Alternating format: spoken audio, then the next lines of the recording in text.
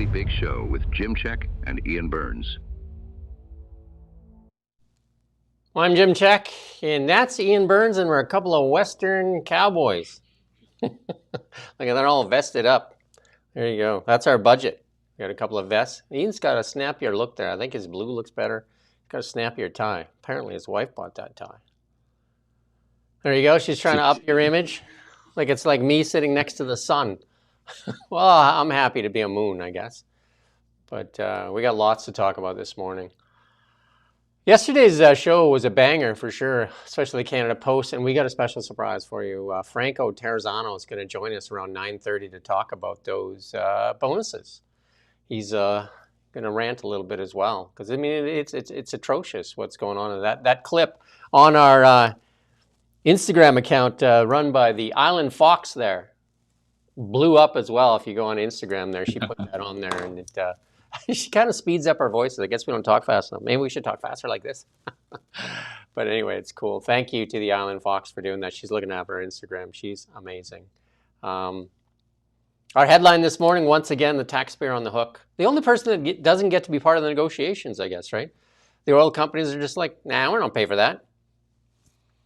Carney's saying, well, Brookfield and Anthropi need to get their money. Danielle Smith said, well, why don't we just make it the taxpayer? Taxpayer never complains. The taxpayer can pay for that. And everybody wins. Everybody wins except you. Just you. Just you. Because I guess you weren't. Don't worry, the media will tell you that you did win. Yeah. So you don't have to feel bad. You weren't at the meeting. You didn't say anything. So same thing as the negotiations for the bonuses for the Canada Post guys. They're just like, who's all in favor of these bonuses? Everybody put their hand up. You, the person paying the bill, you're just like, you didn't say anything. So I think I put it in the comments. Pushing back is like going to the gym. The first time you go, it seems pointless, and you're just like, oh, this is stupid. You keep going, though. You keep pushing back, and you become a beast. And that's what needs to happen. Because you got to keep pushing back. You got to do it in concert, too, right? We also pushed out the idea yesterday for Polyev and the Conservatives to go outside with their media. And then somebody said that was a great idea. The mainstream media is not the friend of the Conservative Party. They're like shield and spear for the Liberals. So take away their power. Take it outside. Take it outside so all independent media can get access. And then they'll learn. And then they'll watch even. They'll listen to the questions just like, why didn't we ask that question? Or maybe they'll start getting really angry because people are asking questions that matter. Either or. The public wins. You want the public to win, Mr. Polyev? Take it outside. Take it outside. Thank you for that. It says we look spiffy. And I'm just, lucky to be sitting beside a guy that makes the sunshine brighter. How's that? I'm just got to give a shout out to the old goat who says, which one of you guys will be parking my car? Well, I got the pot. I'll get the fresh. I'll get the bottle of red, sir. Would you like the house red? Or we're ushers at a wedding. Or we're seating you at the church. But I still think we look snappier than Rosie and Davey there. And we don't have a heat wave. I think we have to be. We've got to be given some slack. It's too hot to wear a jacket. There you go. Here's the headline story, though. Look at this, Look at this. Alberta will provide oil sands producers with incentives to fill proposed West Coast pipeline. Written a different way, taxpayers on the hook. Incentives. What are you going to do there? Yeah. Written a different way. You're paying for it, bud. Incentives meaning you're going to pay for it. 5 major companies also agreed to build the Pathways carbon capture and storage mega projects. You know how many of these oil companies push back on Pathways and said it's a waste of time, it's uncompetitive, it doesn't work? Because it doesn't. Because it's inexpensive. It's $30 billion. And it's like a boondoggle. Everybody's been saying it. But then if you say, well, you don't have to pay for it, taxpayer will pay for it. And they're just like, it works. And Anthropi and Brookfield are just like, win, cha-ching, cha-ching, right? Everybody wins. Pathways, Carney, Brookfield, and Anthropi win. Alberta gets to pump some oil, and guess what? You're going to pump it, pay for the pipeline as well. You are going to pay for that pipeline. So the oil companies win. Everybody wins except you. You're footing the bill. And that's all for And this. the people that sort of brought this about, this sad situation, like the campaigners who are opposed to any kind of development, natural resources development, and particularly incensed by fossil fuels development, they're the ones that have pushed the Liberals into this corner and made them do this stupid thing. Then when it comes out that, oh yeah, we're all paying for this, we've subsidized all this, then they'll complain about that. Then they'll go on CBC and say, this is just taxpayer subsidized. It's a disgrace that we have to pay for these billionaire oil barons to have a pipeline and stuff like that. It's like, yeah, you did that. That's thanks to you. So you do it, it happens, then you complain about it occurring. I mean, it's kind of, they just win, no matter what they're given campaign material. So instead of just scrapping the carbon tax or the carbon capture, all this stuff that's pointless and useless, they just figured out they found a patsy to pay for it. And that patsy being you. So this pipeline is going to provide, they say it nicely though, they don't say the taxpayer, they say the Alberta government will give financial supports to oil sands companies to encourage them to raise their production to fill a proposed pipeline that will carry 1 million barrels of oil to the Pacific coast. I mean, you still got to build this pipeline.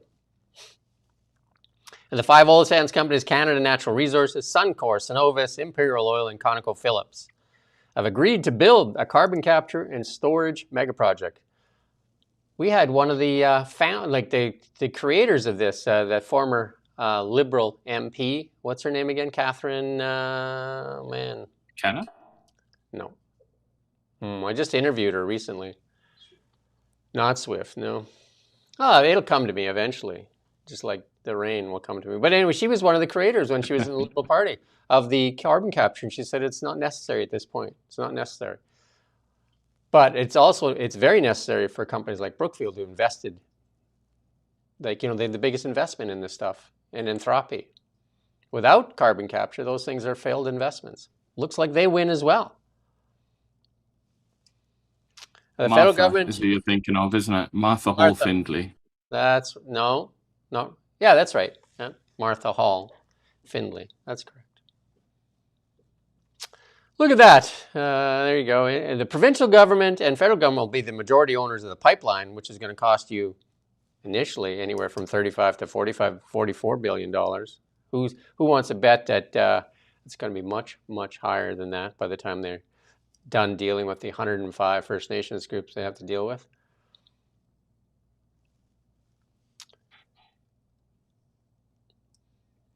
Yeah, and again, the tax incentives that are being offered for this is crazy. Like, I ran this through ChatGPT too, and it's just like, oh, the government's going to pay for it. And I said, and who is actually the government? Who is the government? Where does the government get its money? So they're offering up the oil companies that 5 producers should also pay part of the cost, but 50 to 75% will be covered by you. Sounds like a pretty good deal, no?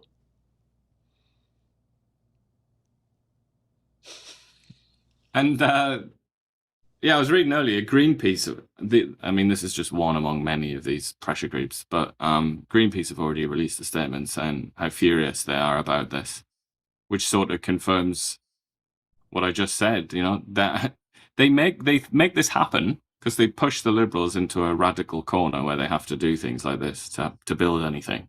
There has to be a carbon capture project or some, tailpipe emissions if it's cars, whatever it is. There's got to be something to appease that mob. Then the appeasement is presented. Obviously it upsets the oil companies, the builders, the people that want Canada to win and be successful. They're devastated by it. But also Greenpeace is devastated by it. And then when this filters through eventually, which it will, to the Canadian population, it's like, hold on, why am I paying for this thing? Then Greenpeace will pop up again. They'll go, hello, everybody. Isn't oil horrible? And it's all to do with the oil barons. And look at this dead heron that's covered in oil. Like, oh my God. And so the circle continues to be drawn, But I also just wanted to highlight, since we're talking about carbon capture, lots of people particularly the Prime Minister, they don't want to talk about what the actual result of this is going to be. And what I've found from their discussion about it is that it's expected, try and confirm, but it's expected to be 6 million cubic meters of CO2. I believe that's what per year. So that's let me just check, just to make sure that I'm totally accurate here. Yeah. So they actually want it to go up to 10, but they're expecting 6 million a year. So out of interest, I thought, you know what, I'm going to have a look and see what does the world put out in the average year. The answer is 41 billion metric tons. So we're going to take out 6 million metric tons per year, whereas the world puts out 41 billion metric tons. I mean, I'm not an economic genius like Mark Carney, obviously. I'm not a wizard that crawls out of an ancient oak tree to spread wisdom around the land. But it doesn't seem to me that 6 million is a very large proportion of 41 billion. I don't know, you're a numbers man. Maybe you can clarify. Is that a lot? The simple answer is no. But you know what? Again, if you just look at the winners and losers, because it's not significant, right, in the grand scheme of what it does for the carbon emissions. But it is significant for companies that have invested a lot in carbon capture and nobody wants to do it anymore other than Canada. So you have a failed investment unless you find a sucker, that sucker being you. But they're going to sell it on jobs for sure. I mean, it's great jobs. But the taxpayers are going to pay for this, the federal and Alberta governments, through tax credits, grants, and potential operating subsidies. And remember that Alberta and the federal government, they just collect tax and then they distribute that tax. It's going to be taxes. And it says oil companies also pay. The five producers shouldered part of the cost. Remember at the beginning it was they were going to pay for it all, and they're just like, we're not doing this. Like it's not feasible. Not feasible, but it's, listen to that, not feasible. That's what they say. And Martha Hall Finley said it's not to be done at this time. It just doesn't make any sense. But they found a sucker that's willing to pay for it. They found a sucker willing to pay for it that isn't complaining yet, right? So 50 to 75% of that's going to be covered by the government. And they're going to push out some of the carbon stuff. You know, I'm sure Stephen Guilbeault is going to be trotted out on CBC here later today or the next day, and he's going to, you know, pull out his hair on this and lose his mind and ask for more taxation to cover this off. You know, this scheme they call it, right? So-called carbon capture technology, extracting CO2 from the atmosphere and piping it in the ground. And this Cenovus, the same guy, said last month it could cost about $30 billion to build. And he was a dead set against it. Now he's in. Why? How did he have such Which, by the way, is double. That is double the original estimate. The original, nearly double. 16. The original estimate was 16 billion, wasn't it? Now suddenly it's 30 billion. But he was just on stage recently, dead set against this, right? Now he's in. Because guess who's paying for it? You. They're just like, well, you don't have to pay for it. And he's like, oh, okay. Sounds good to us. And are we only paying for that? I mean, I'm going to be quite interested to, and I'm sure you'll be very interested to see the actual what the writing looks like in this tax write-off, because it might well be possible that they can write off loads of stuff that has nothing to do with carbon capture. They might be able to write off like truck costs or something, like just like all sorts of stuff. It's like put it into the tax credit, everyone. Well, here's something from Heather Exner-Perot. She was dead set against as well, but now she's listened to this piece here. A bit, but not much more detail in the agreement. In addition to cost sharing on Pathways Alliance, there are discussions on royalty relief, there you go, depreciation, etc., to spur another oil sands supercycle. Feds have whittled down some sticks. Now they offer some carrots to get the required investment. Yeah. So the oil companies win. The big loser in this, because they haven't taken away this impediment, which this impediment was what it was, is an impediment to invest here in Canada. instead of just taking it away, which is what they should do, they've just found a sucker to pay for it. So everybody wins. Brookfield, Anthropi, the oil companies, Daniel Smith, Mark Carney. You, the mass, who doesn't say anything about it, you can just pay for it. You got lots, right? You got lots left, no? Yeah, you don't need it for anything. It's not like 50% of all Canadians are $200 away from bankruptcy or anything like that. I mean, if that was the case, if it was the case that 50% of all Canadians were $200 away from having an empty bank account, then you probably wouldn't want to do something like this, would you? That wouldn't be morally good or right, would it? Watch how the CBC sell it. You know, they're the voice of Canada. They take like $1.5 billion of your money every year to protect you, remember? They are Canada's voice, apparently. And you just watch in the next few days how they sell this. Will they talk about how the taxpayer is being ultimately just abused here? They're either going to ignore it completely or they're going to try and sell it to you.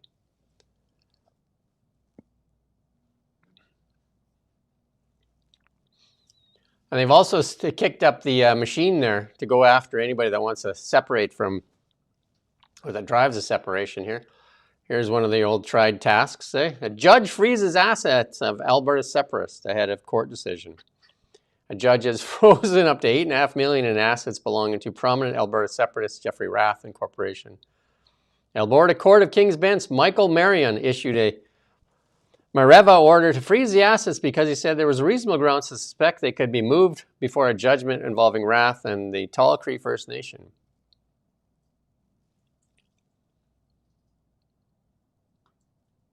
Sounds that. Hey, sounds familiar, doesn't it? It's quite an interesting case as well because he's represented First Nations when they've made claims against I don't know if it's the federal government or the provincial government or whatever. I think it's the federal government. You know, and when they won settlements, and it's to do with him getting a cut of the settlements. And it's quite interesting because the First Nations are probably the most vocal, at least in Alberta, most vocal opponents of separation. It's been getting a little bit sort of feisty actually in that department. And then it turns out that this is where he. This is where he's being hit, so to speak. But it's not directly related to separation, though. But obviously, inevitably, people are going to see it through that lens, aren't they? Because that is the major political issue of the day. Somebody mentioned in the comments that we forgot to mention TKMS, I can't pronounce that. That Thyskerup Marine Systems, the German submaker. How do you pronounce it? ThyssenKrupp Marine Systems. But they're also involved in, guess what? Direct air capture, carbon capture in Alberta. Weird, hey? That's weird. Submarine maker. Interesting. Wild. Why not? It's positioned itself to participate in what could become a major carbon removal system that nobody else in the world wants to do except Canada. Weird, eh? And well, they got the contract. Look, Brookfield, go on their website. It's right there in their investor deck. Like one of the largest investors in carbon capture. Big win. It's classic, isn't it? Like international corporations, international businessmen, they very much have a when in Rome attitude, don't they? So if you go to Saudi Arabia or something like that, you're trying to win a contract, you've got to take them, you've got to talk about your falcons. You've got to talk about whatever it is that they're interested in, like Formula One or Cristiano Ronaldo, whatever it is. You've got to sort of give them what they want, and you'll say, maybe if you were in Saudi Arabia and you wanted to win over some businessmen, you'd say, yeah, and I'll open up a falconry facility here and we can go hawking together, you and I, and you can have all of these good things and it'll be great. You've got to give them what they want. And I just find it so hilarious that the way that you get in with the Canadian elite is you say, yeah, and we'll do some carbon capture stuff there just to make sure that your taxpayers are punished even more. So no falcons, no whatever else it is that you might want. Like no like football stadium or just something that you put in there to like bribe the elite and say, look at this cool thing. For Canada, it's carbon capture. So it's like, I'll build a facility for you that will make absolutely no difference to global CO2 emissions, and it's going to cost your taxpayers enormous amounts of money because I care about you and I want to win this contract. So I'm willing to do this for you. Well, Franco's just called in there, and we're going to see if we can get him positioned as soon as he's ready. We might as well stick around this topic for a few minutes. He might have a comment that he wants to share on this as well. I'm not sure. Franco Terrazzano from the Canadian Taxpayers Federation. He's a busy guy lately. I mean, that we're going to talk about the post office, Canada Post, doling out bonuses there. You ready to bring Franco in? Let's do it. Let's go to Westcoast. Franco, good morning. Hey, gentlemen, looking good. Thank you. We're all snappy. We got our usher suits on. Yeah, I didn't get the memo. You must have emailed it to me. It must have went to my spam. Looking great, guys. We want to talk about the post office, but we were just on the topic of the announcement there by Carney and Smith there on this pathways. Like just weeks ago, the Cenovus CEO said, "There's no way we're doing this. This is uneconomical, and this doesn't make any sense." All of a sudden today, it's all good to go because they found a sucker to pay for the bill for the carbon capture. And who's that sucker? Yeah, are we looking at in the mirror? Is that what's going on? That's the guy that he didn't say anything when they looked around the room and said, "Who wants to pay for this?" And the oil company said, "We're not paying for that." And they said, "Well, the taxpayer." Yeah, and I don't think we've gotten a full cost of how much this one will cost. Hey, like I know they made some announcements, some special taxpayer treatment. I believe some tax credits here are at play. But I think this just kind of goes to the bigger picture here, right? Like you have governments regulating and taxing industries into oblivion, and then they're putting taxpayers' money, taxpayers' wallets on the hook to pay for a couple of these projects, right? I mean, it's kind of like the same thing we talked about with the pipeline to the West Coast. Step number one, get rid of the anti-development laws and damaging energy taxes, and then step number two, let the private company build these major natural resource projects with their own money. Yeah, it's like I said, some of this stuff will come out in the next little while, but they're looking like up to 75% in tax credits and incentives to do this pathways carbon capture. And of course, they're just like, sure. And then plus other royalty, backing off on royalties and a whole bunch of stuff. So the oil companies are just like, the same oil companies that said just weeks ago that it doesn't work. It doesn't make economic sense. And all of a sudden they found somebody to pay the bill and they're just like, works for us. Yeah, but who I really put the blame on here is the politicians that kind of allow this situation to happen, right? It's the politicians that we send to Ottawa or to Edmonton or whatever political provincial capital you want to name. It's the politicians that are supposed to be the ones representing us, right? Those are the people who are supposed to be protecting the public purse. It's the politicians, the elected officials. That's who I blame, right? I don't like any type of corporate welfare, whether it's EV or it's any type of corporate welfare. But at the end of the day, I think the people who are responsible for this are the politicians who are the ones who are putting taxpayers on the hook for these types of projects. You got a nice comment here, Franco for PM, and another person says you didn't get the memo for the tie either. So, oh, I'm getting roasted here. Hey, well, at least there's one nice comment. Although I don't know, I don't know if me being PM is a nice comment or you just dislike me and want to see me tortured and punished. Why we have you on though today is we really want your comment on the bonuses. We talked about it yesterday that we did a clip on it. We just think that's abuse. That is absolute abuse of the taxpayer. $30 million, over $30 million in bonuses. They don't like to use the word bonuses. Remember they clarified that language? They said, well, we don't like to use the word bonuses. We'd like to call them what you call, what's that, risk averse pay or something like that? Yeah. They call it at-risk pay or performance pay. And I'm over here sitting here like, how about you stop spinning us? Okay? If you want to give yourself a bonus, which really is a taxpayer funded bonus, at least have the spine to just tell it like it is, right? If you think you deserve a bonus with taxpayers' money, at least have the spine to just say, yeah, we're taking bonuses because we deserve it. But they're not even doing that, right? They're giving us word salads. And here's the thing, folks, like, I'm pretty sure when you give someone extra pay based on their performance, that is the definition of a bonus, right? Ask anyone on the street outside of Ottawa what the definition of a bonus is, and they're going to give you that one. But this one is absolutely disgusting to me because it's the most perfect example of government entitlement culture in Ottawa. It's the perfect example of rewarding failure with taxpayers' money. Okay, Canada Post lost almost $1.6 billion last year. They took a $1 billion bailout last year. The government announced another $1 billion bailout this year. They've lost money for 8 consecutive years. Their losses total $5.4 billion thereabouts over those 8 years. And you're telling me they're showering themselves with $31 million in bonuses? Give me a break. Yeah, we had somebody reach into us today and said that they're a postmaster. They're not part of the the exclusive club, and they got 0 bonuses. So it's only the upper class at the Canada Post that are taking the money.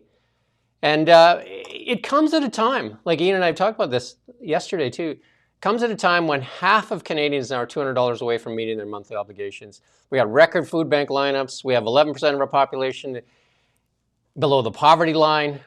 Canadian businesses going bankrupt, and yet they just seem to think, well, we can just take a bonus. Because if you're running a corporation, a private company, and if you're not making any money, you're losing money hand over fist, there's no bonus to give out.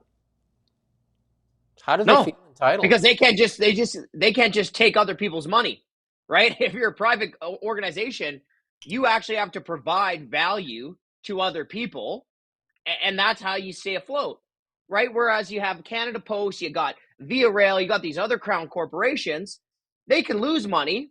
They don't have to improve services, right? They can keep losing money, not covering their costs. And guess what? The government will just bail them out, right? Isn't the whole Let's purpose look at Via Rail. Sorry, let me just give you an example of Via Rail, because Via Rail is similar to Canada Post, right? Another crown corporation. It loses hundreds of millions of dollars every single year. In 2025, it also handed out $10 million in bonuses. Every single executive took a bonus, and the average executive bonus at Via Rail was like $115,000. It's ludicrous. And wasn't the whole reason to do crown corporations was to make them profitable kind of corporations as opposed to just bleeders of the taxpayer? Wasn't that the whole point of doing crown corporations? Well, I don't know, maybe. But at this point, we're so far away from that. Who are we kidding? they're just part of the machinery that's just leeching money from us Canadians. And look, I don't know, it's become so clear to me that there is really a tale of two Canadas. The makers versus the takers, the taxpayers versus the tax consumers, right? Where there's one part of the economy who is within the private sector, or really just anything outside of government, that works hard, that gets paid, and then their money just gets siphoned off to governments across Canada, in particular here in Ottawa. Because you look at this, right? And the Canada Post one, to me, it's just appalling. And I just get so mad because at some point you just got to say enough is enough. When is there going to be a politician within the government? So let's say a Liberal MP or a cabinet minister or the prime minister himself. When is any of them going to step in and be like, this has gotten out of hand? No more bonuses, right? When? Because this, to me, it's the straw that broke the camel's back, right? Because it's happening all across government. But then when you see Canada Post literally losing more than $1 billion in that year, taking a bailout, and then handing out 30 million plus in bonuses, what are we supposed to say? I'm going to pass you to Ian. I just have one more comment for you to comment on. They talk about a lot of stuff in the media, the mainstream media likes to talk about systemic racism and stuff like that, and different, the healthcare and all that stuff.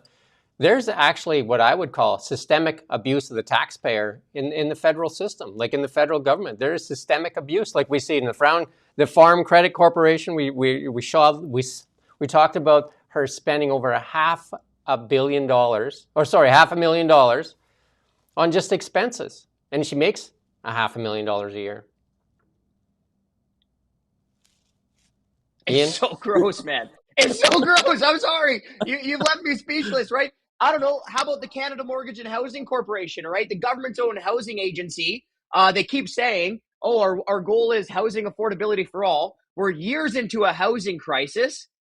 Who cares? $30 million in bonuses, right? Or Alto, the Crown Corporation overseeing the government high-speed rail boondoggle. They're years away from construction. They haven't laid a single meter of track. They don't even know where their track is going to go. They don't have an exact route.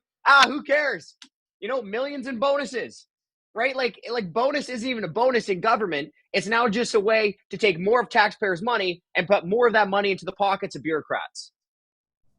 Ian, you got to get in on the rant. I'm gonna reference a couple of the comments here talking about, they're asking you, saying, what can we do here? Somebody mentioned the Boston Tea Party, taxpayers revolts and things like that. And it's funny because I studied that at university, the Stamp Act and the tax on tea. And I advise everybody to have a read of that and look at how light those taxes were. They were basically not being taxed for anything, the American colonists, and they still revolted. So I don't know if you have any kind of, obviously, I don't expect you to promote a revolt of any kind, but what would you recommend? Like, what can the humble taxpayer do here other than just continue to take this? I'm going to go on to what we can do because I love ending on that. But let me just kind of, I have what I think is a little bit of an explanation of what's going on right now. Have you guys heard of the boiling frog dilemma? Right. So the idea is if you have a pot that's already boiling, right, extremely hot water, and you put the frog in, immediately the frog jumps out, right? However, if you put the frog in the pot, then you slowly turn up the heat, you slowly bring the water to boil. The frog doesn't leave, right? It's just like, oh, it kind of feels like a hot tub. This is kind of nice, and then gets hotter and hotter and hotter, and then eventually the frog boils, right? So I kind of think that's the situation that we're in right now here in Canada, right? Because like you look at the situation and you talk about just the average Canadian family. I'm not talking about the Monopoly man. I'm not talking about anyone wearing a monocle, I'm talking about the average Canadian family. Almost half of their paycheck, their budget, goes to taxes. How outrageous is that? That taxes cost the average person more than what they spend on food, clothing, and housing combined. It's disgusting. And, maybe you could be like, well, it'd be worth it if all these services were amazing. But like, have you drove down any major city in Canada and just looked around? Like you almost feel like you have to go to the mechanic every time you drive down, one of these major streets in Ottawa. Right. So I really do feel like if we weren't kind of already used to this situation, nobody would tolerate being dropped into the situation that we're in now. Okay, so that's kind of what I explain, the difference over the decades or centuries. Now, what can Canadians do?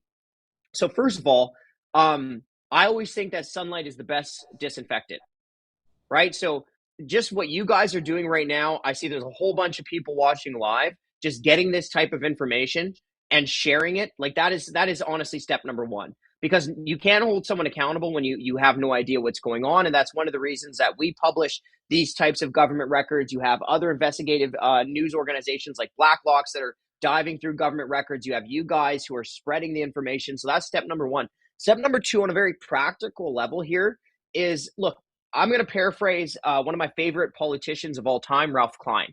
Okay. And he said the job of a politician is to find out which way the parade is going and get out ahead of it. And that essentially means that in a democracy, politicians can show some leadership, but a lot of the times they kind of have to go along to get along with the crowd, or they risk losing their cushy political seats. Okay. So what I mean by that then is that it's our job, especially right now when it's summertime, politicians are back in their ridings, they're going to barbecue, stuff like that. We got to tell these politicians, your MP, when you see them, be like, no, you know what I want the government to do? Stop wasting my money. Stop taking so much money from me. And I'm not going to vote for you unless you actually cut spending. And we mentioned that yesterday. We said that on our website, thereeallybigshow.ca, right at the bottom there, we have the link to all the MPs. Go on there, find your MP, and send an email there that says, I'm mad as hell, I'm not going to take it anymore. You know, the old movie Network, and just start screaming that at the top of your lungs. Send one every day, send it to every MP you can. I'm mad as hell, I'm not going to take it anymore. Say you're getting the information from the Really Big Show. Say you're getting it from Franco Terrazona and the Canadian Taxpayers Federation Association. And just say you've had enough, and you will not vote for people that continue to abuse the taxpayer. Because Mark Carney stood at the podium and said Canadians may need to make sacrifice. And the only people not making the sacrifice are the bureaucrats. The bureaucrats in all these corporations, including the MPs, they took their raise. You had you on there earlier. They took their raise. They get an automatic raise every bloody April. Come like hell or high water, they get a raise. Canadian taxpayers can't afford to buy meat. They can't afford to buy meat right now. Do you know what I mean? Like the Canadian taxpayer is like that host that has way too many parasites on it. And the audacity of what is his name? Doug there at Canada Post just felt like he needed $30 million to distribute to his besties because, you know, they deserved it. Running a failed corporation, Crown Corporation, they still took the money. And then, you know, Dr. Noma Meaner there, flying first class there because, you know, she deserves it. And she couldn't, in committee, she couldn't even tell committee what services she provided Canadians. She says, well, every other country has this, so hey, why not? You know, let me just end here, right? Because, or I'm happy to keep going, but let me just, there's a thought that jumps into my mind. Hey, it's like, you always hear these politicians, these bureaucrats, even some people in the media circle who are trying to, you know, essentially run cover for the elite system that we have. They always say, oh, you got to pay them more money or you're just not going to get anyone good. And I'm like, huh? We're paying them a ton right now. And some of these people can't even string a sentence together.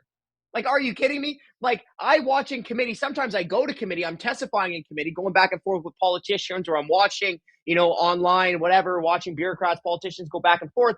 And I'm like, how are these guys getting six-figure salaries when they can't even string a sentence together? Actually, right? It's embarrassing. And yet they think they're entitled to, you know, 200 grand, whatever, six-figure salary and a bunch of bonuses that they don't deserve. I do want to bug you and let Ian do it for you, because in that story yesterday, the Blacklock story, not only was there the bonuses, and it's in today's story load, it was all the money still being spent on climate plan there. They're still spending $194 million on climate plan there at Canada Post when they're broke. They're literally broke. Like, they're spending taxpayer monies when they're basically like a busted corporation. You know, okay, you like this is like the proof. Yeah, you got places to cut. You know what I mean? Like, so don't tell me you need a taxpayer funded bailout when you got, you know, money lying around for some green stuff and for some bonuses. Because I'm not buying it. I'm not buying it that you need this bailout when you got money lying around for that. And it reminds me of what the CBC did a couple years back. Hey, remember the CBC a couple years ago, just before Christmas, they announced that they might be laying off hundreds of their staff. They were running around. It was their president and CEO at the time, Catherine Tate, who was crying poor, begging for more taxpayer cash.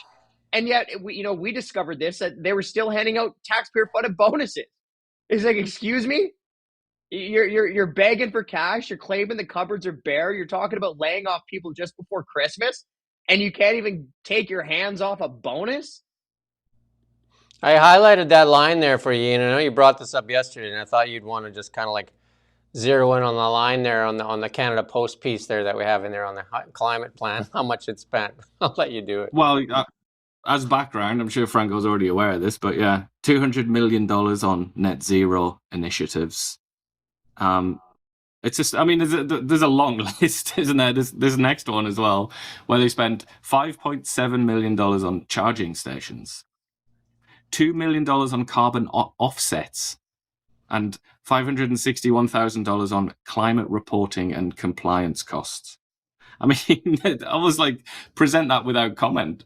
But I wanted to go back to something that you said. I was going to bring it up, actually, because the CEO of Canada Post said what you just said. He said, these are important people, and we keep losing our best people, so we have to persuade them to stay on.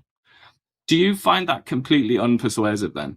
Because obviously, this is not just an argument unique to Canada Post. A lot of people say, if we want a functional public service, we've got to give them even more than they've got now. We've got to sort of imitate Singapore, which famously gives really high salaries to its public servants, and then we'll get the very best people. They won't go to Toronto and join banks and stuff like that. Instead, they'll come and rescue Canada Post. Are you just completely unsympathetic to that argument? Yeah, I really am, for a couple reasons. Okay, so number one, and we can go about the politicians and the bureaucrats. We can kind of split that conversation out because I do think those are kind of distinct in a way. Okay, so number one, I think it completely misses the point of how much money government bureaucrats take. Right? I think there's this notion that government bureaucrats might get more job security and a pension, but they get like lower wages. And that's just not correct, right? Like the average compensation for a federal bureaucrat now is well north of $100,000, and I mean the average compensation, right? All the different taxpayer goodies that they get in a year, well north of $100,000. Meanwhile, the average salary for the average Canadian worker is around 70 grand. Right? Okay, so number one, they're already paid an extreme amount of money. Number two, you just had the federal government add about 86,000 additional bureaucrats in the span of 10 years, right? So the number of bureaucrats doubled the population growth that pays for it, right? So at one point, you got to start asking yourself and being like, well, how long can we keep going down this road of unsustainable federal finances? And if you think that, ideology is the biggest threat to a government employee's paycheck, or you think the Canadian Taxpayers Federation is the biggest threat, you're wrong. The single biggest threat to a government service or a government employee's paycheck is the interest charges on the debt. And if you don't believe me, ask the Saskatchewan NDP of the 1990s what happens when interest charges spiral out of control, right? So there's also a sustainability aspect of this where it's just completely unsustainable. The next thing I would say is, okay, especially when it comes to politicians, I hear this all the time. And my response is like, look, folks, we don't need quote unquote better government, better technocratic managers telling you how to better live your life. We need less government in our lives, right? We don't need like these central planners in Ottawa in some far-flung place, maybe potentially hundreds of miles away from you, pretending like they know how you should live your life. We need less of the control in Ottawa.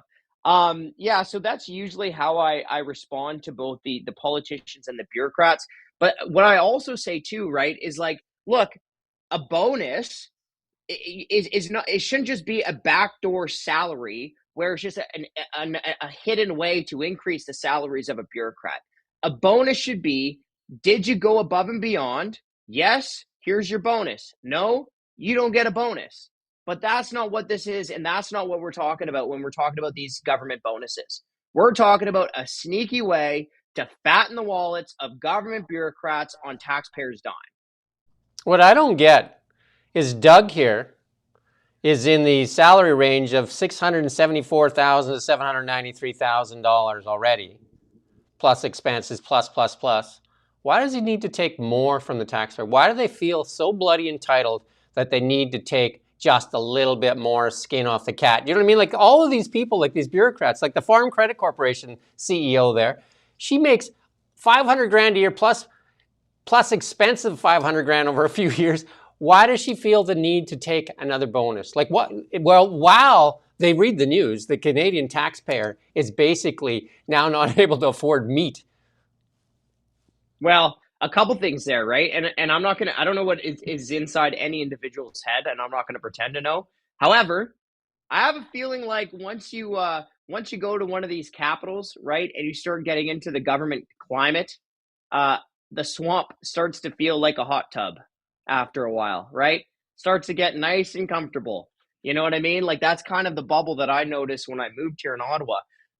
The other thing that I'll say is like, look, they're so detached from reality. And actually, this goes to another point I usually make about politician pay, which I should have made in my last answer. It's called the House of Commons for a reason, right? members of parliament, people in the House of Commons are supposed to represent the common man and woman. That's why they're there. And the problem that we've seen over the last number of years is that members of parliament, especially from COVID to now, right? Because in COVID, you had thousands of people in the private sector get sent to the ranks of the unemployed. Meanwhile, our politicians, the bureaucrat class, not only did they have job security, they took pay raises, right? So what you've seen in the last number of years is you've seen our elected representatives, or the people who are supposed to represent us, become financially divorced from us, right? So their policies, their decisions, they don't get impacted by them the same way as everyone else does. And I can tell you, because I moved here from Calgary to Ottawa for this national director position, and it is a bubble. It really is. Like they do have this sense that they think they're entitled to a bonus, for example, or a pay raise, or a pension, or a high salary, just because they're on the taxpayer payroll, right? I joke and I say this, that, hey, these government executives don't deserve a bonus just because they show up to work twice a week with their shoes tied. But they kind of do feel that way. I think, sorry, I know you're running out of time, but I'll just make this a comment. I think what you're saying there also applies to the ethical system. They have a different ethical or moral system. They're distinct from the masses in many ways, but also, philosophically, morally. It's almost like a caste at this point, isn't it? That's sort of by the by. I'll jump in there with one thing on leadership, and leadership kind of sets the tone. Justin Trudeau spent money like a drunken sailor, and people are just like, oh, well, that's okay. And then Mark Carney doing it now with $1 million in just an in-flight catering. And it's just like, hey, the taxpayer can be abused. Because, back 11 years ago, Stephen Harper, the $16 orange juice was a scandal. And the media now, these scandals, they don't make CBC News, right? They don't make it on CBC. For some strange reason, they're the elite get protected. Well, because CBC is also part of the trough, right? They got their heads in there gobbling like crazy. What's the old saying? The fish rots from the head down. Yeah.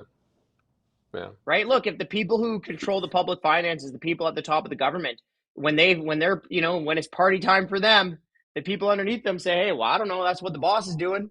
And nobody seems to care. Maybe it's party time for me too. So I actually quite agree that, leadership is very important for leadership's sake, but it's also important because that sets the tone for the entire organization. And that's when you look at the real big costs and the real big spending of the federal government. Well, we do thank you, Franco, as usual. Great, amazing. And if you like the work that Franco does, you can go to the Canadian Taxpayers Association and you can make a donation to Franco. They get all their money through the public, right? If you like what they do, send them some money. And then you can follow you on X as well. How do they find you on X, Franco? Yeah, you can follow me at Franco_nomics, at Frankonomics. Thanks, Franco. And we'll chat again, I'm sure. Cheers. Cheers, guys. Looking great. Thank you. Ay caramba, man. It makes you want to lose your mind, right? The abuse of the taxpayer is just crazy. But you can't push back. Like I said, it's like working out at the gym. The first couple times it may seem pointless, but you just got to keep grinding at it like a river on a rock and exercise your voice. They are fickle. If they see, look at Doug Ford, look at David Eby. If there's a little bit of pushback against them, they're just right away, they're backing off. You got to push, and you got to push hard. You got to exercise your voice, and you have to do it. Again, there's a tool there. We put it on our website, thereallybigshow.ca. You go on there, find your MP, and start sending emails like crazy. The other thing we're doing, we've already reached out to a couple MPs, reached out to a Conservative MP. We want to get a comment on this. We're going to reach out to Joel Lightbound. He's a decent guy. So we're going to see, because he's in charge of Canada Post. That's his ministry. So we're going to reach out to Joel Lightbound. We're going to reach out to Doug. Doug, he's the guy that says, at-risk pay. So let's see if Doug wants to defend his thought process there. I'm going to bet Doug doesn't, but hey, we're going to give him the opportunity to defend it for sure, right? And if anybody else wants to weigh in on this, let us know. Because this is systemic throughout the public service, And Crown corporations were set up because they're supposed to be profitable ventures. They were set up so that they could be outside of government. But what's the point of being outside of government if all you do is you reach your hand out and just grab taxpayer dollars all the time? Canada Post, Via Rail. You know what I mean? You know what I mean? You continue taking from the taxpayer. What's the point, right? You just. But I just add an extra little drop of pessimism there.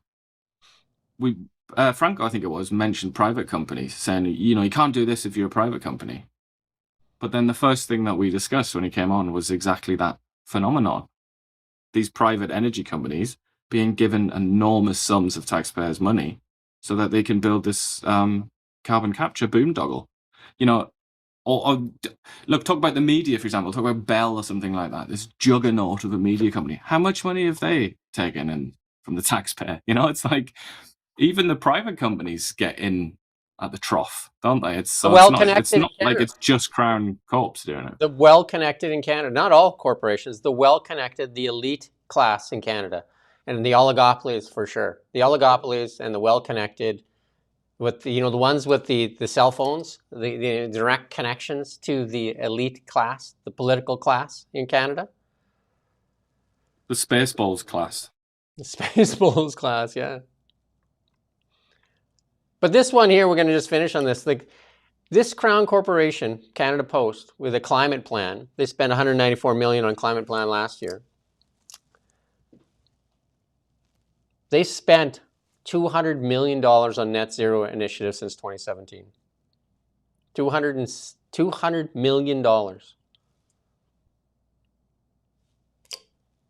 Pointless stuff, right? Pointless virtue signaling. Pointless. And then virtue signaling, and who gets the money? That's what I'd like to know. Who are they giving the $200 million for? That's what we should be trying to track, is like, who's getting these contracts, right?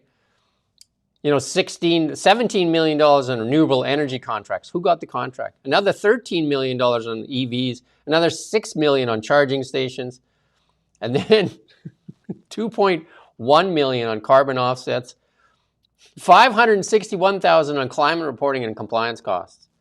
Meanwhile, a complete boondoggle, like a complete boondoggle. Virtue signaling, that's what Canada's become. Just a virtue signaling, nonsensical thing that just kind of like bleeds the taxpayer. And the taxpayer that gets up every damn morning. I get up at 2:30 every morning. I've been doing that for my whole life. The people that get up early in the morning, drag their butt to work, and then get half their paycheck taken from them so that these guys can waste it. And then they take more. That's the audacity part of it. They already making $600,000-$700,000 a year. Well, I don't make $600,000-$700,000 a year. And they make that much money, yet they need more. They want more. The greed, the audacity. The vision that comes into my mind, this is an old English one. It's the Sheriff of Nottingham riding into the poor village where the people are starving and demanding the grain, and then you begging to keep some seeds for yourself so that you can plant next year's crop, and then booting you in the face and telling you you must give. It's not for you to decide what you give. Just give. And it's the story of history, I'm sorry to say. Any history from any period, any country, it's the same story. The most powerful people in society extracting wealth, usually through taxation, from people that have barely anything, and pushing and pushing and pushing, going way too far and not leaving them alone. A kind of sort of financial oppression. But I just wanted to say, there's another thing that you didn't mention. You talk about how they take and they take and they take, while failing, which is probably, that you should never forget that. They're not competent. They're not successful. They're failures. They fail again and again and again. And here we have a notorious organization here, Canada Post, that has failed for many years, still spending all this money on net zero, on climate reporting and compliance and things like that. What are they doing? Why are they doing that? They might say, we've got to fight climate change. Do you think that you're fighting climate change? If you take fighting climate change to mean restricting the amount of carbon dioxide that's released into the atmosphere of this planet, not of Canada, not of Manitoba, of this planet, of Earth. Do you think you're doing that by spending hundreds of millions of dollars on net zero initiatives at Canada Post? Think that has an effect? It's like trying to bail out the Titanic with a shot glass and pretending like it's important. It's like, oh, I've got to do this. Well, we got to save the ship, haven't we, guys? That's why I'm doing this. That's why I'm spending my time doing this, rather than trying to do something productive, like get on a lifeboat or something like that. It's completely deranged. It's completely separated from reality. And I think that is almost the worst thing about it. It's a completely failing organization that has just the worst possible priorities. It makes no sense. And all the time it's the peasant that pays for it. Make this your line in the sand. Make this your line in the sand and push back hard. Like I said, go on thereallybig.show.ca, find your MP, and it's a couple of sentences. I'm mad as hell. I'm not going to take it anymore. I'm mad as hell. I'm not going to take it anymore. I get the truth from thereallybig.show.ca, and I can't stand this anymore. You cannot keep taking from people that cannot afford to give. You cannot keep taking from people that cannot afford to give. The audacity of them taking more. And you know, their thought is like, it's not up to you to decide what you give. You just give. And then if ever there's a discussion about it, you try and have a good faith discussion about it, as has occurred many times in Canadian society, sort of what's left of the intellectual space in this country. And what do you hear in return? Some intellectual thug and hooligan like Mark Miller or David Eby or something like that will just say, oh, you just want to cut services and benefits so that disabled people can no longer leave the house and hospitals can't have doctors, and you know everything's going to suck and it's going to be like, you just want us to be like America or something. You know, these completely dishonest arguments.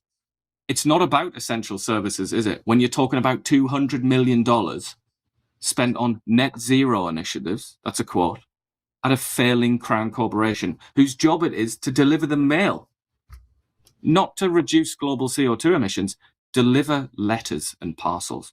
That is the job of this Crown corporation. And it threw away $200 million of taxpayers' money on net zero, on CO2 in the planet's atmosphere. How is that essential? You know, but I just think that dishonest argument wins. It's a bad faith argument, but historically it's won, hasn't it? It's won the debate, where it makes people say, "Oh well, I don't want there to be fewer nurses. I don't want people who have like sick kids to not have the services that they need. So I guess I've got to vote for this party that's going to give $200 million to a Crown corporation so that it can worry about net zero initiatives." First, we have to sort of win that intellectual debate, I think. I want to change people's mindset, because you know they'll say things like "F the government, there's no chance." But do you realize that you are the government? You are the government. They've taken it from you. They've taken control of the government. They've taken control of the information. They've taken everything. But you ultimately are the government. You only have the vote, and they've even taken that here with this manufactured majority. You need to take it back. Like, here's another one.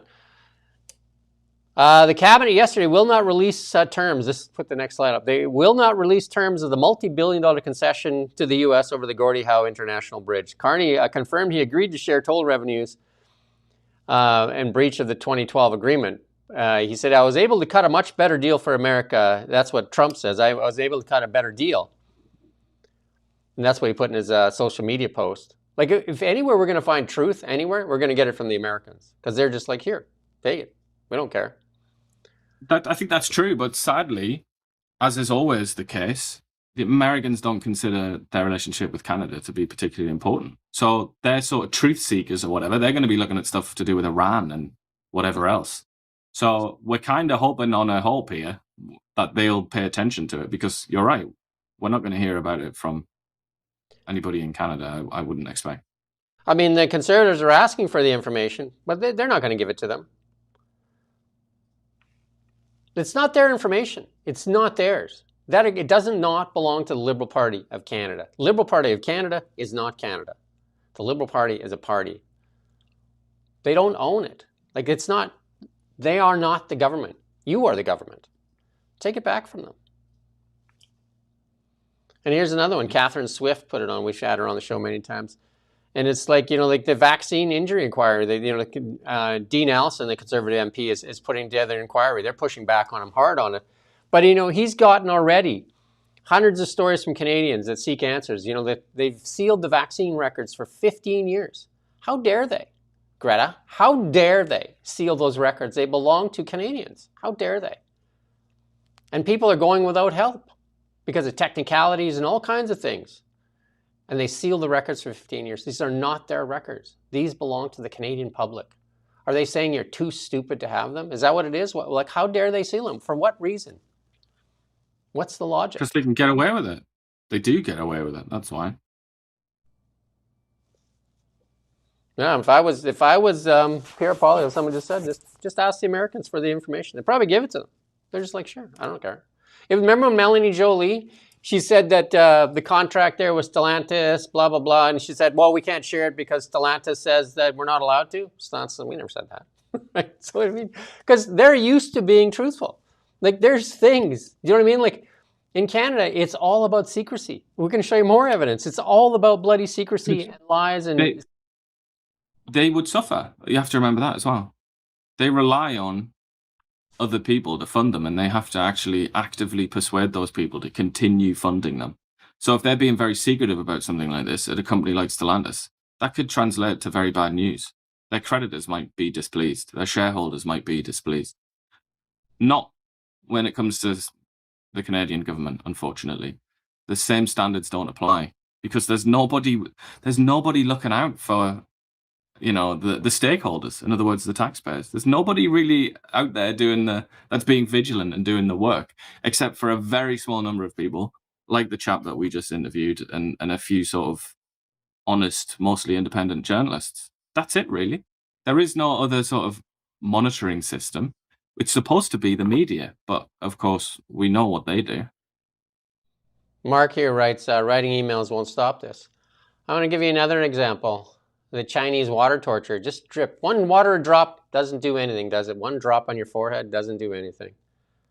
Many, many drops makes a difference. They are scared of you in concert. They are scared of you in concert. So learn to play music. Learn to play music. Send this truth. They're also, as Franco said just then, they live in a bubble. They don't know what the country thinks. They don't know what the people think. That's why they're obsessed with polls. Because they literally don't know. They're a different class of people entirely. They live in a different world. So if all of a sudden they get loads of emails about something, they might be like, whoa, what? Are the peasants upset about this? I didn't know that. Is the peasantry in revolt? Like, it'll put it in their mind. Whereas otherwise it would just be, canapes and net zero. And you got to dance together. Because, there's a few that danced there, the Freedom Convoy, and then they punished them. And then the rest of Canadians went, we're just going to sit back here and just, you know what I mean? Like, because that could have went either way. The media did their job to punish them. And then, and then they selected, literally, I think they selected that bakery in Victoria there because it was detached and far away enough so that they could say, it can come for you. Remember when the towers, the Twin Towers, and then they started doing the anthrax that showed up in like different areas, and they say one of the targets is a pet center in like some little town in Kansas. There, you know what I mean? They're just like, oh my God, they're coming for small town people because they needed to fire up the whole population. They needed that, right? They needed that. These are manufactured stories. These are manufactured stories. And you see the media just like a trumpet. They just all go in concert. You see the concert works, right? And the concert works for you as well. Learn how to play music. Look at this. Ontario spent $8 million so far storing U.S. booze. There we go, Dougie. Killing it, Doug. $8 million for storing the booze. Who owns that warehouse is a better question. And is there any booze left in that warehouse and they're still paying the bill in Ontario? That's even a better question. Hey? Could they not do anything better with it? Could they not have sold it? And the wine expires after a certain time. Wine, like the lower end wine expires. Do you know what I mean? It's not like French wine. It has to be stored properly. It expires. So why are you paying to store it if you have no intention of selling it? Give it back to the Americans. Do whatever you want. Just sell the bloody stuff. Let the people decide. Again, this is Doug Ford deciding for the people. Put it in the store. See what the people want, because I bet you they buy it, Doug. But that's This is fine as Doug well. That would deciding. work. That would Yeah. work. Sell it. You can still have your little tantrum. Just don't buy any more. You can still sell it though. Why would you store it? It just doesn't make any sense. Because they're so offended. I guess it's because they're so offended that they don't want in the liquor store. They don't want the little sign that says US wines, or like California or whatever. They don't even want that on the property. Well, put a sign on Doug hates this booze. Don't buy it. And see if anybody buys it. With a picture of him, a cardboard cutout of him pouring the Crown Royal.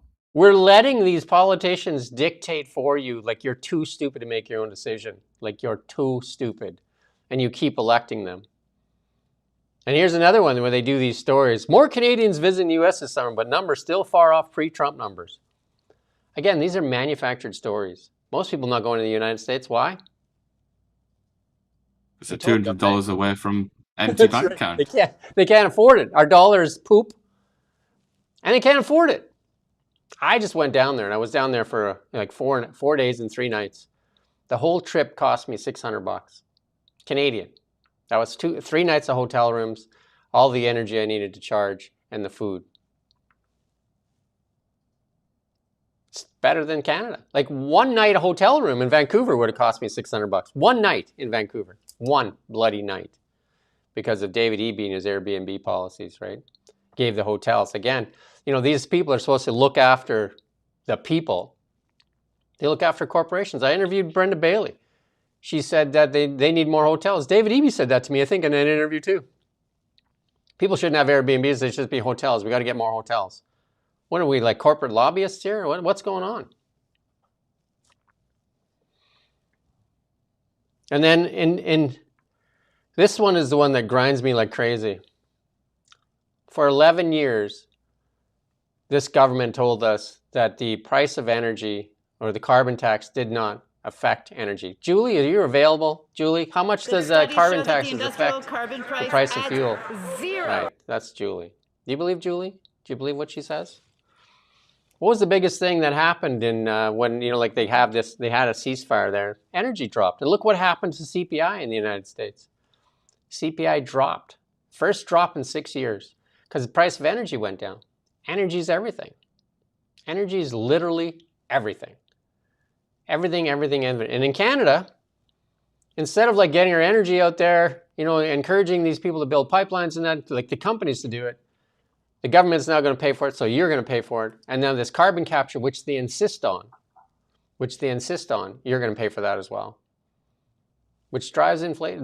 These are non-essential. Mark Carney called carbon capture. Remember he called it? He's going to create an industry. Industry based on Canada's going to be technological pioneers, world leaders in the technology. An industry based on taxation. A taxation industry. And he just... well, you say energy is everything, including money. You know, you've heard the time is money. Everything. You could also say energy is money. And yet, what is carbon capture? It's basically burying energy in the ground. It's like burying money in the ground. That's basically what it is. Well, it's burying it in the pockets of Brookfield and Anthropic. It's burying it there. And then obviously TKMS too. They're just like, so you're going to give us money for the submarines, plus we get to get in on this carbon capture? Well, that sounds like a pretty sweet deal to us. You can twist our arm. We'll be persuaded. So we get money. Hey, we get money on both ends of this stick. I like that deal. Winner, winner, chicken dinner. Here's a little clip here from CNBC. My favorite guy on CNBC. Uh-oh. The Desert Fox is working away. Go. 6. Here we go. This is our June release of the Consumer Price Index, expecting a headline number to be negative 0.1%. This is 4 times more negative, minus 0.4%. That would be the biggest negative drop that we've seen since 4/20, since basically COVID timing, which really affected, of course, all of the inflation data points. So that goes back, basically 6-year low. And if we look at the CPI month over month on the core, also under expectations, comes in at goose egg, 0. 0 would be the smallest amount. It would equal Jan of 21. To find a smaller change or a more negative change or minus 0.1%, that's May of 2020. And if we look at the year-over-year numbers, year-over-year headline, 3.5. That's good. That's good. These stats guys, like the guy on CNN that does the polls, I love him too. He's got lots of energy. Whenever they do numbers, they got the energy guys, right? They're just like, because they got to make the numbers sound cool. The reality is, we've talked about it in the show tons of times. There's two economies right now, and we've disconnected from that economy about 10 years ago. We disconnected with bad policy. Bad policy, we disconnected from that economy. We were the sucker on the shark. We were the sucker fish on a shark. And now we're just like, we don't need that shark. We don't need that. Don't we? Why is our economy? Like we're just a sucker fish floating around now. Literally a sucker, and the sucker's you. A sucker with nothing to suck on. And then this one here, the Fed rate hike, because you can put up that chart there. It just plummeted there because inflation cooling. It's all about energy, man. It's all about energy. It's all about energy. It's literally about energy. I don't know, I don't know how to drive this point home any more than that, but I really am a big fan of Chamath, and he is a former Canadian as well. And Chamath has made a poop ton of money. Chamath has made a poop ton of money. He's an early investor. He made a lot of it on options trading with Tesla, and then obviously SpaceX and that stuff. And he was an anti-Trump guy. He was a high TDS kind of guy. And Joe Kernan there on CNBC, he's a outspoken kind of guy, and he says what he's probably one of the true journalists that are left that doesn't kowtow to the the machine, because he just says what it is, and he's like, fire me, I don't care, go ahead, because he was all against the climate change. But listen to Chamath here. This is a little clip here with Chamath and Joe Kernan, and listen to what's the other guy's Adam there, I think, Andrew Sorkas. Yeah, go ahead. You said I was 100% right on climate change. You're 100% right on climate change. What about Trump? Oh my. You're 100% right on Trump. He's fantastic. Great person? Unbelievable person. Very smart, on top of it. Open-minded. Great president? Great president so far. You said I was 100. That's good. There's Chamath. He was just recently in Canada there with Toby Lutke there from Shopify. And both of them said it's all about energy, and Canada can't get out of its way. I don't know if Chamath is a billionaire yet, or he's close to it. He's got a lot of money. He's into independent journalism too. Love to get him on for an interview. Smart guy. One more from Chamath here. Why not? The reality is that most of us were lied to by the media about President Trump. And if you just go back to the source material, you should take away two things. One, he didn't say half the things he said. And two, why did these other people just fabricate what they wanted to say so that they could essentially assassinate his character? I think that second thing is completely unacceptable in America, and there's still been no repercussions, really. I took the time to learn about it. I admitted the way that I met him was I admitted on the pod, which, has millions of viewers, and I said, I got it totally wrong. Because I went and I watched Charlottesville, and the first person to call me? Who was it? President Trump. And I got to know him, and I put the phone down. I called my wife, and I said, we got it totally, totally wrong. We were lied to. And then I got to know him, and he is fantastic. He's on the All In podcast. If you don't follow that podcast, it's a bunch of guys that have done extremely well in investment, especially in tech, and it's well worth your time to watch the All In podcast. Chamath is one of the 4 guys on that podcast.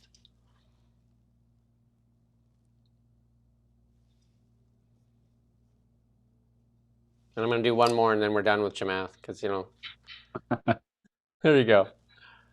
I think it's an incredible company. And we should say you own shares of the company. Yeah, I was an LP in Peter's Founders Fund 2, which may be the single best venture fund or any fund of all time. It's literally like the outlier of outliers. It's like a multi-hundred, approaching 1,000x return, his fund. And then 2011 I invested, and then 2016 he acquired a company where I was a large investor in called Swarm, which is their direct-to-sell business. So I really believe in Elon. I believe in SpaceX. What is the interesting thing that I think is worth taking away? I think that people are probably underestimating the short-term value of two things. Okay. One is the industrial logic of acquiring Tesla. Okay. There is a very obvious industrial logic to put these two businesses together, to have one capital structure, to have one balance sheet, to be able to raise money for the broad swath of things. That's good. I mean, if you're not on X, I advise you to get on X. I advise you to follow guys like Chamath. Follow him on the All In podcast too.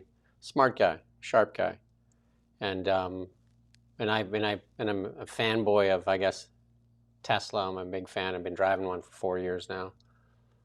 And I think SpaceX is likely the most consequential company on this planet. And not on the planet either. The only one that's on the planet and not on the planet. You know what I mean? Like, it's the only one leading the space industry in the world.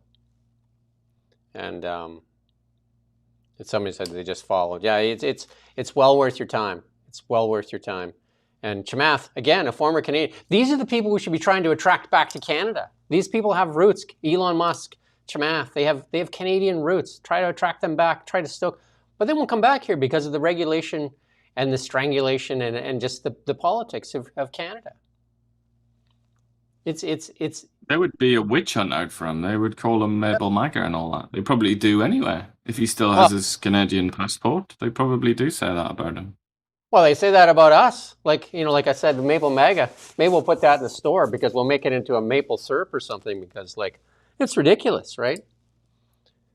Like these people that if you dare criticize this religion, I don't even think the Liberal Party is a party anymore. I think it's a religion, really, because, I mean, it doesn't matter what they do wrong. Just like, in religion, it doesn't matter what they do wrong. It's like it's justifiable because it's part of the religion. Maybe Scientology would be the analogy there.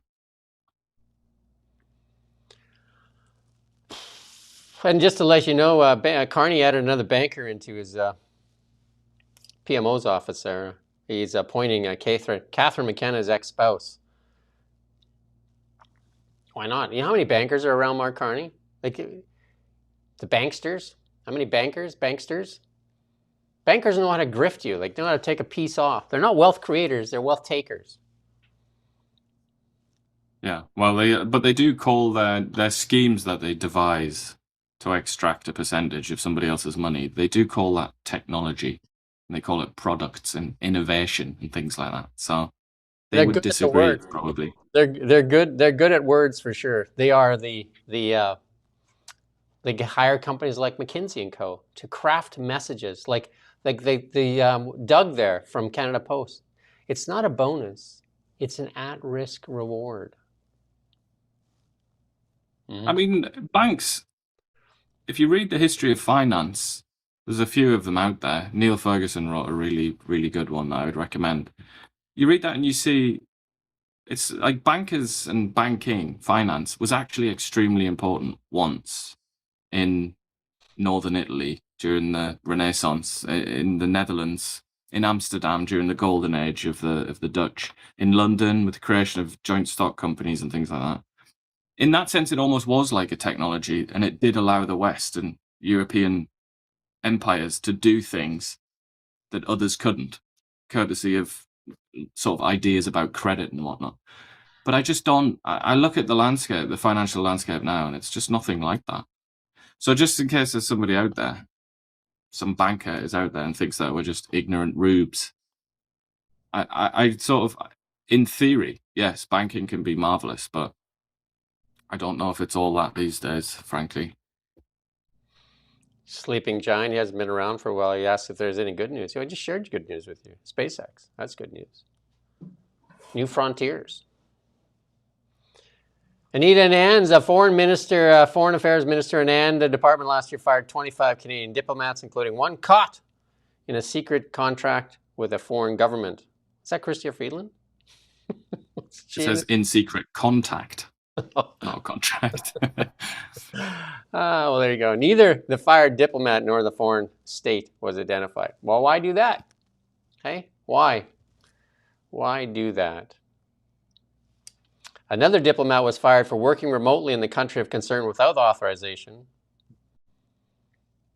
This is from the report, addressing misconduct and wrongdoing at Global Affairs Canada. The country was not named. Of course not. Canada currently has sanctions against 24 countries, including China, Haiti, Iran, and Russia. We're going to show you some stuff later on China. It's going to blow your mind. Listen to this. The Senate Ethics Officer, yes, this is from Hollywood on Blacklocks too. Yesterday said, would not say whether the Liberal appointee's vulgar Twitter post breached the 2019 citation and appropriate conduct on the internet. Senator Charles Adler, in his official social media account, posted a series of insults about the official opposition. See, that's what they think. It's a religion. They can do whatever they want, as long as the religion attacks the opposition.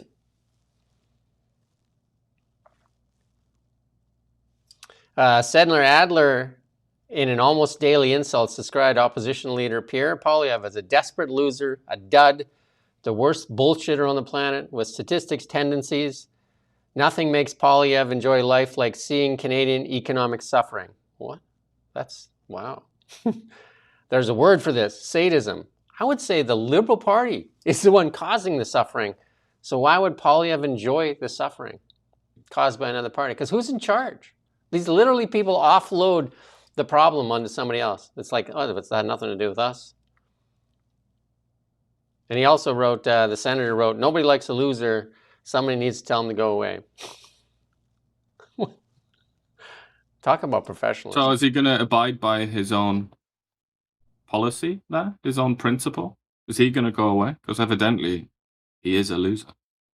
Oh, he's already resigned. No, that's somebody else that resigned. Sorry. Senator Bayak's right to free speech in her capacity as a legislator does not protect her from consequences. So we're talking about, sorry, I'm jumping around here.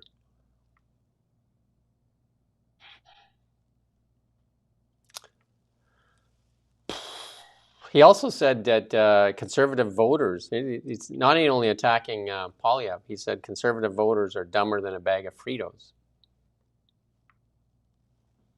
And he also said he's a pathetic Republican wannabe, Pierre Poilievre. I mean, that's the vulgarity is one thing.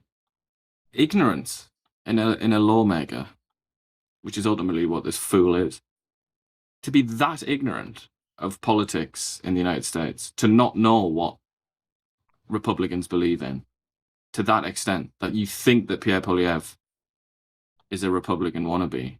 You have to be so ignorant of current events. Like, what else does he do? Or why else is he there, if not to know about politics? But he doesn't know what the Republican Party of the United States is actually about. Evidently, if he thinks that Pierre Poilievre is trying to imitate the Republican Party of the United States, I can only assume he knows nothing about the Republican Party of the United States. In which case, why is he a lawmaker? Why is he there in Parliament?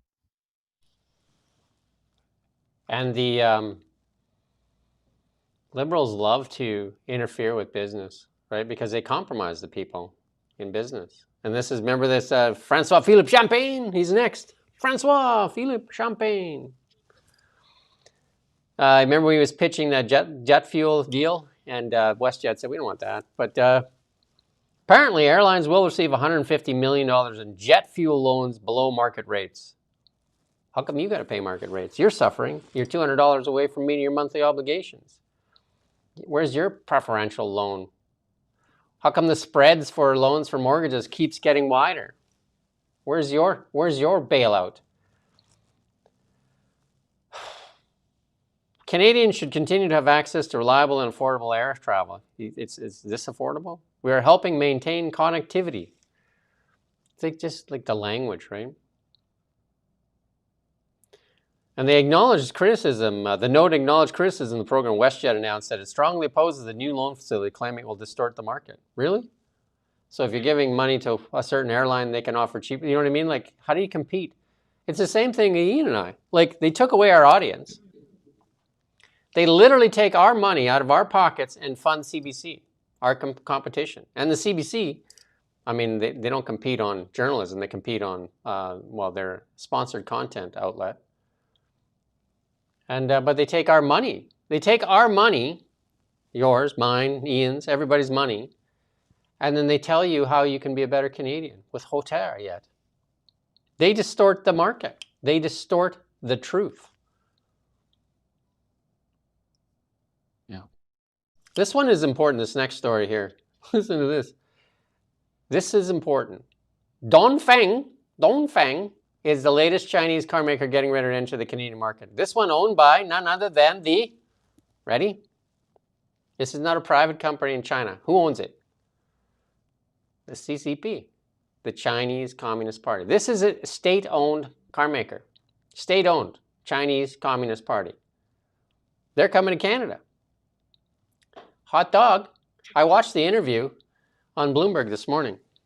The guy, they had a guy on, an analyst there. I can't remember his name, is Lou or something like that. He's works for the Eurasia Group. And he said that China has a long-term plan. I mean, they do everything in a long-term. Like The Art of War, if anyone's never read The Art of War, you should read it. They do everything on a long-term plan. They say this is a multi-year plan to gain a foothold into North America and then eventually sell into the United States. This is a multi-year plan with an escalating access to the Canadian market. Mark Carney doesn't say that. They said it, they're there, they said it. This is an escalating plan. Like they'll take the long route. So Dongfeng is coming into the market. Dongfeng, they're gonna bring their cars, just for you to have a look at first. And they say they don't want any BYD in that, so they don't want partnerships. They want to make their own cars. They don't want any partners. They'll buy out, like Lotus and that. They'll buy out companies, but they don't want to be partnered with anybody. They want to make the cars and sell you the cars. This is a huge deal for the Chinese government, and the Canadian government doesn't even understand that. Like what they got for it was a 7-month reprieve on canola. For this, one of the biggest goals, like Gavin Newsom said, one of the biggest goals for the Chinese Communist Party is to get Chinese EVs into North America. That's their biggest goal. And Canada is just like, for a couple of shiny baubles like Jack and the Beanstalk, they sold out for, 7-month tariff relief on canola. So that they can ask again, just like, well, can we get another 7 months? Oh, well, here. All you got to do is double that quota. All you got to do is that. All you got to do is that. Like Mark Carney is not a master negotiator. He's probably got to be one of the worst negotiators because this deal stinks. And it puts the whole auto sector in Canada at risk. And that's been said by almost every expert I've ever heard from. That's actually an expert and not a shill for the Liberal Party or the CBC. CBC making puff pieces for this as well. Well, CTV as well did a hilarious one, didn't they? That was a really funny one. That wasn't about Dongfeng. That was about the other manufacturer. This one but is... I'd also say, you're on about Sun Tzu and that kind of malarkey and their long-term strategic thinking. I would just say the Communist Party of China, yeah, they do. They think of themselves as behaving in that way, and they do try to do that, but they're also hilariously incompetent in many ways. For example, look at their housing market. Like they're almost like it's like Faulty Towers or something. They are so inept, and it's like kind of hilarious. But obviously, that doesn't take away from the sinister reality of things like this. And it seems to me, this is happening everywhere. I don't know if we've talked about the Volkswagen 100,000 workers. They're saying now they're going to have to get rid of. That's basically all because of China. Yeah, we got it later too. So you look at this. So this is Canada, which is in a small way is a car manufacturer. Germany, obviously, like a big beast. Japan, it's happening all over the place. You see why the Americans are concerned. This is not like legitimate competition. These are completely fake companies that have just been propped up by the state in China. They're not profitable. This literally is a state. This literally is a state-owned one. It literally is the state, yeah. But then you might ask yourself, okay, so this is happening. The Chinese are getting these fake companies, Potemkin companies, which are like the equivalent of being on like steroids or something like that and going into a weightlifting competition. Like they're totally doped They're like doped companies. And then they're going into places like Germany and Canada, and they're in Britain, and they're trashing the car manufacturing industry in those countries. Now, why would they want to do that? Just think it through. You know, like how can you consider yourself a serious country? You know, maybe how can you consider yourself a country capable of fighting a war? Let's say if you have no industry, No if you don't manufacturing. have people that can build things, you don't have factories. You can't even put millions of vehicles with 4 wheels on the road in a year. Let's say, like you don't have the capacity to do that. If that's the case, and then there's one country that can do that, I mean, you're at a disadvantage there, aren't you? You don't have to be Sun Tzu to see that. So, I mean, that's sinister. That's frightening. You got to think like that. If you want to understand the Chinese Communist Party, you do actually have to think like that. It might seem like a mad conspiracy theory or something like that, but that is literally how they think. Read about it. Read Frank Dakota. Read Sun Tzu. Read the writings of Chairman Mao or Zhou Enlai or whoever it is. Read about it. You'll see it's not bollocks. But then the other thing I would say, you're talking about the agricultural products that we got in exchange. That's been presented as a victory. There's another way to look at that, which is a defeat, because now we've given them hostages. They now have our hostages. They've got Saskatchewan farmers, Alberta farmers. They've got them there. They've got the knife at their throat. And they're saying, don't change your mind about this. You think you're free to change your mind about these EVs. Don't even think about it. Or we're going to kill the hostages. Do you think Mark Carney or whoever succeeds him, do you think they're going to have the cojones to tell the Chinese to piss off if it means the massacre of our hostages? Which is, in other words, very, very important people. Talk about national security, very important people, very important sector of our economy, in the form of farmers in the prairies. There's so much about this that it just screams naivety to me, geopolitical naivety, and we've both said that, haven't we, since this deal was done? This is an all important one. This is the canary in the coal mine. This is actually like a state-owned, and they're coming, state-owned car maker, Dongfeng. Like BYD is a public reporting, if you believe they're public reporting, BYD is a publicly reporting company. You know, Geely and the rest of them, you know what I mean? There's some, you can access their records. You get nothing out of these guys. You get what you're allowed to see. Dongfeng. Coming to Canada. Like, I mean, if you're an American right now, you're just like, well, you know, BYD, but you know, like they hate this. This is all abs. And then they're just like, literally, Dongfeng is coming, CCP owned. But ultimately, they're all subordinate to the Chinese Communist Party anyway. What I mean, even the big boys like Alibaba. Look what happened to Jack Ma. He disappeared. How long did he disappear for? Like 18 months. Till he Went learned. to be re-educated by the Communist Party. Ian and I will be going off the air next week. Mark Miller will take us into his cabin there with Doug. Doug will be. We'll watch them drink scotch and smoke cigars while we are tortured. Can you take me to China? I want to go to China.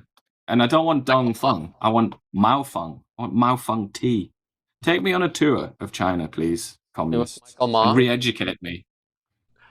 Here's Take me to Yunnan. Here's a Ford executive talking about China. Here you go. Listen to this. Executive Chair Bill Ford on competing with China. I think the most, probably the biggest game changer, and for those of you who travel, and I know most of you probably do, if you go to Europe now, it's astonishing how quickly the Chinese auto companies have just taken Europe by storm, because they're being subsidized by the Chinese government. The Chinese government decided that their domestic economy was in tough straits, so they were going to export the heck out of things, and they have, and particularly autos. And that's a tough fight. So we are developing, we have a skunk works, but it's kind of out of the closet now, in California to take on the Chinese in the EV area to sell profitably an EV under $30,000. And we're going to launch that next year. And it'll have several what we call top hats on it. But we're starting with the SUV. And we have to go toe-to-toe with China. We can't expect to keep them out forever, and we have to be able to beat them at their own game. Well, you can talk to the Liberals and find out where you can find slave labor, I guess. Talk to Tesla. Pick up the phone, Bill. Pick up the phone, call Elon and say, let's do a deal, man. Like, because they're the only ones that make a profitable EV in the world. Just do it. Just get her done. Get her done. And this, we're going to highlight this one until the cows come home. I do want to say before we can put the next slide up, but we are going to reach out on this Canada Post story. We're not going to let that go. We're going to reach out to Doug himself, Doug Ettinger, and ask him to defend it. I'm pretty sure Doug doesn't want to. Joel Lightbound, he's the cabinet minister in charge of Canada Post there. See if Joel wants to talk. We've been very supportive of Joel Lightbound when he stood up against Justin Trudeau. I've always been a kind of a fan of Joel. So I hope Joel will come on. We've also contacted Dan Albus, our local MP, to see what he has to say about it. And I think this should be a line in the sand for people, and we need to make a lot of noise about this. We're going to do our part. If you could share the heck out of it, that'd be great. Get it out there. Manufacturers don't relocate because they want to. They relocate because the governments leave them no choice. I mean, that is pretty obvious. That's Catherine Swift there with the CCMBC. I mean, we share this story. This is the story we've been talking about now for 2 weeks, Ian and I. The biggest stat in there that we shared yesterday, 57% of these manufacturers that were polled say they won't invest in Canada. That's in capital investment. They won't do it. That's the scary number right there. It's because of policy. It's the policies that are here, right? It's crazy. Now, I didn't verify this, but I follow this guy on X, so it's worth putting up there, this market media guy. He's usually pretty good. But he posted this, and we'll listen to the clip here, play this guy. This is a business owner, supposedly a small business owner. Listen to this. Here's something that's completely fucked up that I found. In the last 3 days, we put up an ad for 5 workers, full-time workers, starting at $18 an hour, doing basic labor. With that being said, we had 5,612 resumes. Out of that 5,612, only 209 were Canadian-born citizens. What the fuck is going on? That's good. You get the idea. You get the idea. The unemployment in Canada is not good if you're getting that many resumes for an $18 an hour job. Yeah. Terrible.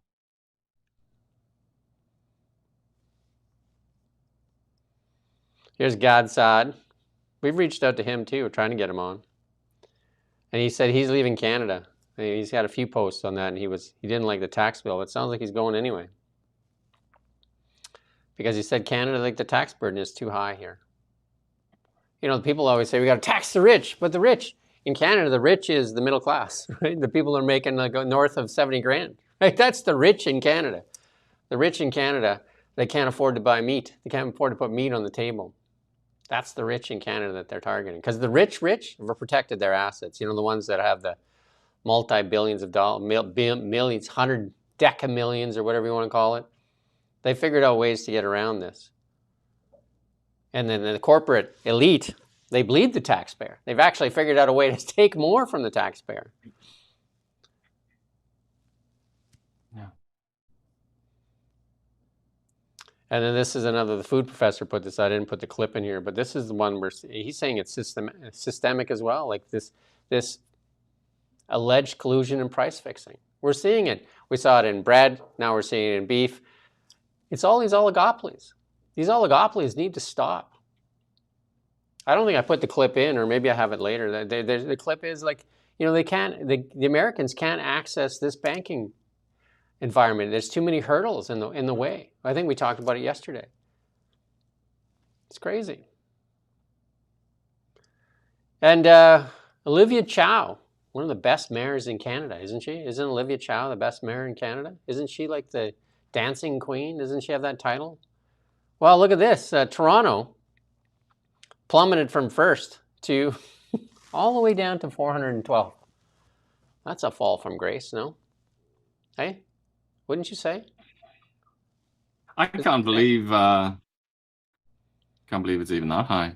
Did you see The Economist? We didn't even talk about it, but The Economist, they do something like this as well, don't they? This is not about, this is not from The Economist. No, But The Economist do one where they talk about most livable cities. And they ranked Vancouver, I can't remember, somewhere in the top 10. Pretty high. Vancouver. So, sometimes you look at these things and they're totally mad anyway. But I feel like Toronto being down there probably makes sense to a lot of Torontonians. Whereas Vancouver being near the top for livability, I mean, are you having a laugh? It's the last thing that they're near the top for. This is the Center for Urban Research and Development. This is mainly on population growth, I think. People leaving Toronto in droves. The cities that are growing, Houston makes sense, Texas, right? How many companies are relocating to Texas? I had an opportunity, what was it, like 28 years ago, I went down there for an interview in Houston, Texas. And they took me down there, I did the interview in Edmonton, went down there for a week. They wanted me to make sure that I was going to make the move.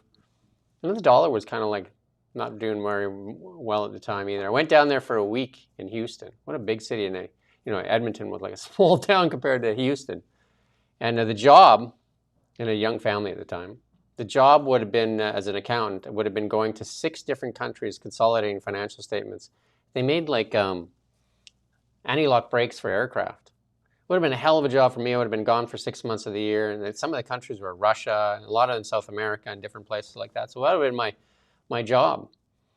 And as a family, we decided at the time that it wasn't good for, a young dad to leave his kids for that much of the year. It would have been a great job for a single person. Probably would have been a completely different life right now, right? Do you know what I mean? It was a pretty interesting thing. Big company. And I would have been living in Houston right now. Houston. Or Texas, Russia. Texas has been booming for ages, though, hasn't it? Like, a lot of people think it's a recent thing, but they've been... So the cities on there, busy Dallas, Phoenix, Arizona, Charlotte, and then Austin. Calgary makes it in there, and Edmonton. Calgary and Edmonton. Again, what's there? That's right, energy. That's the attraction. But it is, it really is fascinating when you look at the list of you look at the American cities.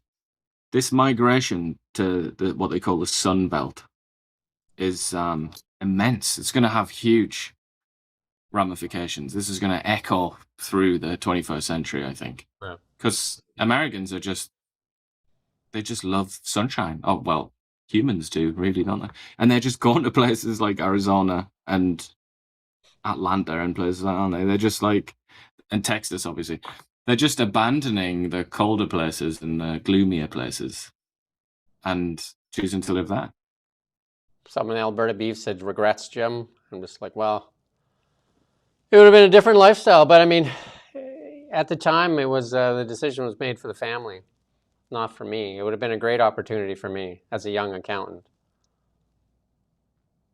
I also had this other opportunity one time. I was supposed to go work for this food manufacturing, this giant, and I turned it down because me and my wife went and tried the food product, and we're just like, oh, I don't think that's going to sell. And we moved to Kelowna, and there it was in Costco. I'm just like, man. Oh, man. And then it started this media company, and it was actually doing well. We're going to go nationwide with it. We're going to do a whole bunch of things, and the government came along and said, no, you're not. How does that knee on your throat feel? Feels pretty good. How does that feel? Not so good. Sam Cooper put out a piece. Canada's Pacific Gateway is wide open to cartels and hostile states. We've talked about this how many times on this show? The Canada is seen as a point of weakness. We had Macklin McCall in here, MLA, former RCMP officer. Canada is seen as a point of weakness. The Americans know it as well. The Vancouver port seen as a point of weakness in Canada. Well, we just shared that story just a while ago. I think it was Sam Cooper's as well. That an Indian gang there is basically sharing the schedule of what they're going to inspect. That's great information for Mexican cartels, no? Again, it feels like I'm mentioning it every day, but read Sam Cooper's work and you'll see when he talks about the casinos and they've got the gangs, the money launderers, loan sharks, whatever. They've got people on the inside in the casinos. They've got people, as you say, in the who are responsible for guarding the border. And then in this story about the ports, we find, well, we don't find, but we're reminded that the ports are controlled, or significant sections of the port infrastructure in Canada is controlled by criminal gangsters, international gangsters. So yeah, I mean, the thing is, we talk about things like, only 2%, and that's mentioned in this article, and I think it's also mentioned in the actual think tank report that they're talking about. Only 2% of the containers are scanned with an X-ray. But it's like, even if it was higher than that, even if it was like 50, 60%, these gangs could just get people on the inside and just say, don't scan that one. Or if you do see something, don't tell anyone. This is a funny comment. I got to share this one.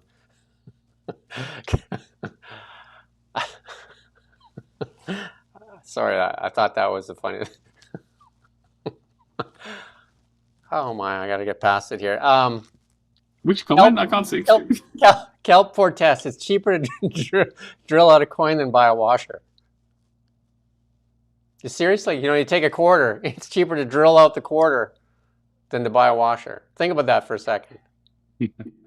That's got to be the funniest thing I've heard in a long time. It's cheaper to. He's probably not wrong. Yeah. You got the humor for the day, buddy. That was a good one. There's another interesting little fact about this that I learned reading this, is that apparently they scan 100% of containers for radiation. Why not, eh? Or climate. They do that. For climate abuses. And that's what they should do. They should scan it for CO2 emissions. But let's get real. I mean, you can just put anything you want in. Get anything you want into Canada. That's the sad reality. And if people are saying, "Oh, don't give them any ideas," they know what they're doing. Of course they do. They pioneered this bollocks, and it comes out of factories in China. That's where the fentanyl precursors come from, of course. And then it's manufactured here, and then you have dead people on your streets, dead Canadians lying there, killed from an overdose. But that's just the drug side of it. What else can they get in? How many guns could you get in? You get crates of AK-47s. They're not radioactive, are they? What else can you get in? It's just not being taken seriously even a little bit. And the fact that the ports have for a long time been accused, it's been said by critics that they're controlled to some extent by organized crime. What the hell? Why would you let gangsters control the entry and exit into your country?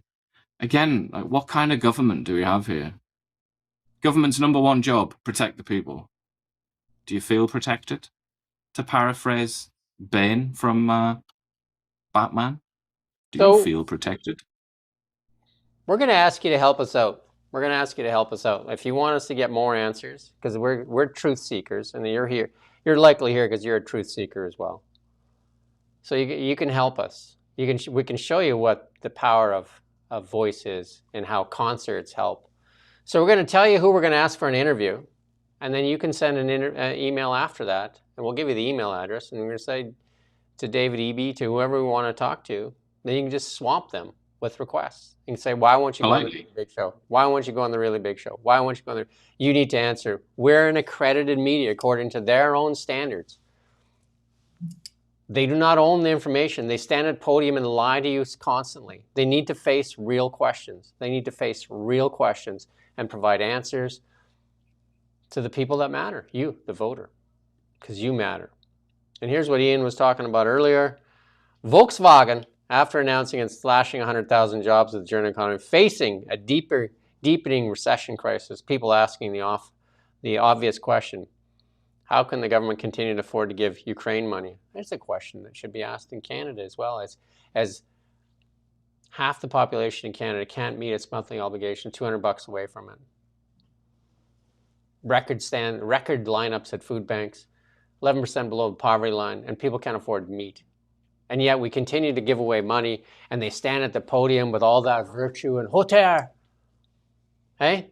Well, that country has tons of gold reserves, and I mean, we've talked about it on the show many times. Canada has. Julie, how many gold reserves does Canada have, Julie? How many? What's Canada got for gold reserves? 0. Boom. Julie nails it again. Julie's the most useful cabinet minister there is.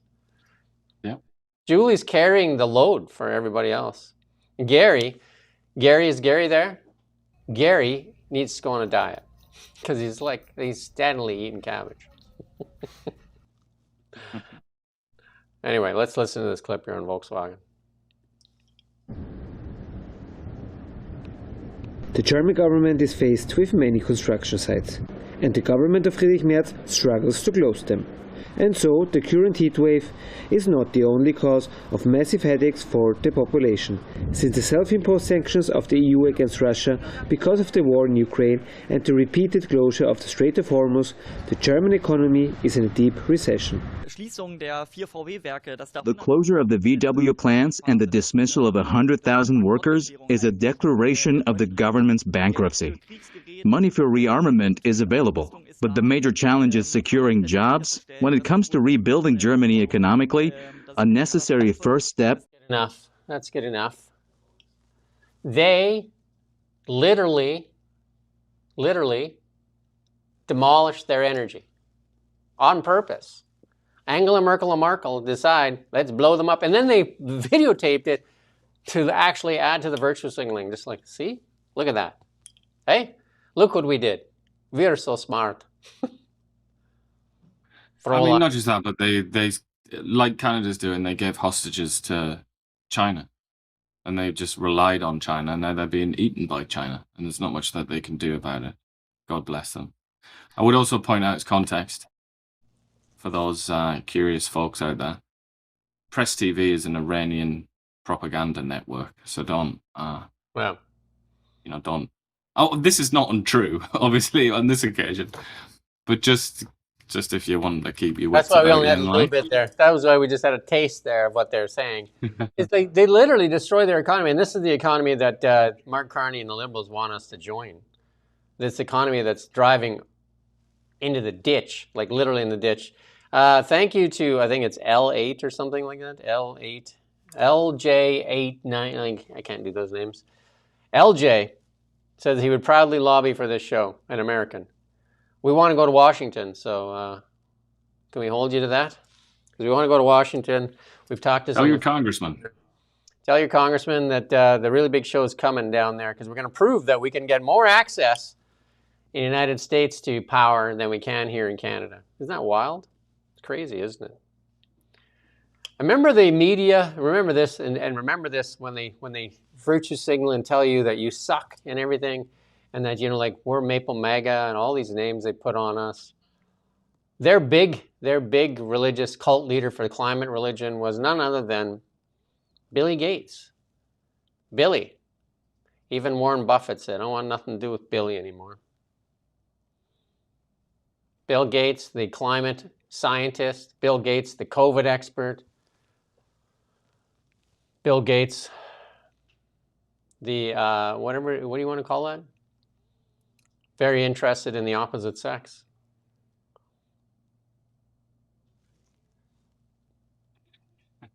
See, AOC would be a hilarious interview.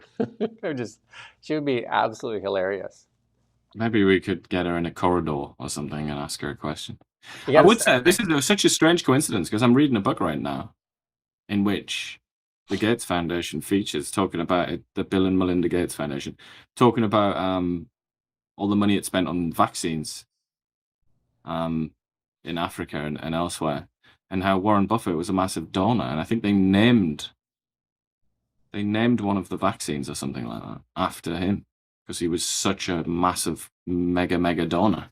So that's quite consequential that they're losing him.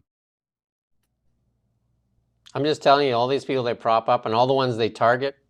Look at the target, Elon Musk. According to the Canadian media and many of the liberals, Elon Musk is a fascist, a Nazi, I don't know what else he is. You know, like those people that actually put stickers on their car. There's one in our parkade, actually. The guy has a sticker on his car. I bought this before Elon went nuts. Sell the car then. Virtue signaling clown. Sell it. Like, you bloody clown. Like, come on. Don't drive it. Put your money where your mouth is, you mutton head. How's that? Anyway, we're getting close to the end of the show, so I'm getting a little punchy. It's this day in history. July 14, known as Bastille Day. That might be a good day, right? Commemorating the storming of the Bastille prison on July 14, 1789. The pivotal event ignited the French Revolution and symbolizes the fight against tyranny. And tyranny returns to France, eh? It's a good event, that, in Paris. Lots of fireworks and joy. Even though it commemorates the senseless slaughter of random innocent people and the beheading of a man and his head carried around on a pike. Even though he'd done nothing, just a totally innocent fellow. So it kind of began as it went on. We talked about it in the show. It's the bakery. It's the bakery in Victoria. They do that. They put a head on a stick as an example so that you... Shh. The sheriff rides into town with the head on a stick. And you're just like, I don't want to be that guy. Strange how they commemorate it, though. I mean, also, the French Revolution famously inaugurated nationalism. It's kind of, when historians talk about the French Revolution, they say, you know, like, this is the kind of creation of a popularization of nationalism, the concept of nationalism. And the French president, when was it? It was only a couple of months ago, wasn't it? Where he said, yes to patriotism, no to nationalism. It was a tweet. What? I mean, I can see if I can find it. But, you know, how can you be... how could you be? Yeah, I mean, it's literally... Here it is. And it is as I said. Yeah, that's how he phrased it. Patriotism, yes. Nationalism, never. What does that mean? Well, I mean, it's odd because it seems to me to be a complete repudiation of the French Revolution and what the French Revolution means. Yeah, head on a stick equivalent for the Fed liberal and frozen bank accounts. Yeah, it's an example. That's why the media willingly trotted out that bakery story, because it was just that one bakery, and they trotted her out there for making a $250 donation, and they made sure the public saw it. They made sure the public saw it, and that made everybody go, that was the head on a stick. They just made sure, just like, okay. Well. Another example would be the gratuitous murder of, or, you know, judicial murder of Joan of Arc.